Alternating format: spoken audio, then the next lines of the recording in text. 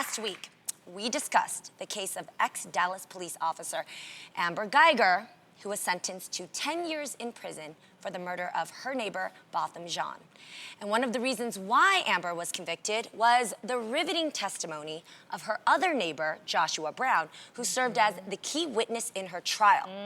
However, the triumph over justice being served soon turned to tragedy when Joshua was ambushed at his home on Friday and gunned down less than 2 weeks after testifying. It's being reported that Joshua was also set to testify against the city of Dallas in a wrongful death lawsuit brought about by Jean's family. And while the public is demanding answers, Dallas Mayor Eric Johnson tweeted Sunday that until an investigation is completed, the public should, quote, refrain from speculation. However, the NAACP Legal Defense Fund is asking for an independent investigation into Brown's death, calling the murder deeply alarming and highly suspicious.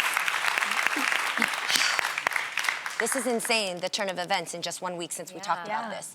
So ladies, do you think that, like the mayor said, speculation is dangerous, or could it actually lead to what's necessary right now, action? I hope it leads to action. I mean, obviously, if you're looking at the situation, that man was assassinated. If you don't see that there's something wrong, that there's something fishy going on here, if you don't smell that it smells fishy, then you're not breathing. Like, something is wrong here. Yes. Like, so now it's just the question of who done did it, which I'm actually super grateful. I saw that Sean King actually posted that there is a $100,000 reward for whoever finds out who actually did this. Do I think that will help? I'm hoping it does. I don't actually know that it will.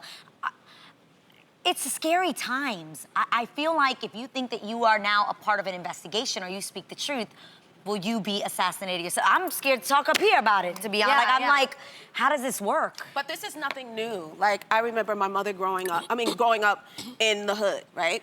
And two things that she was afraid of when my brothers went out, outside was, maybe they might, get in trouble with, gang members or something, or maybe they might be shot by a cop. And that's how we grew up. Like, this is nothing new, but then there's a dichotomy in it because for me, all of my family members are blue-collar workers. My brother was a lieutenant in the police force. And we started a new organization called DOPE, De-Escalation of Officer Patrol Encounters, where we fight for more diversity training with the officers.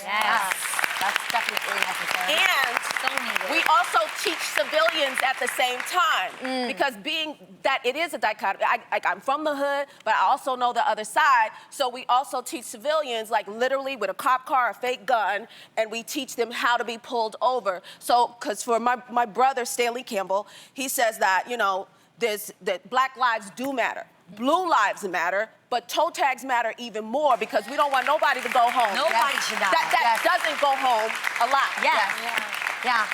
And I agree vehemently with both of you ladies. Until justice is fairly and equally served in all courtrooms, we need us to speak up. Absolutely. We need to say something. Absolutely. Because otherwise it happens investigation.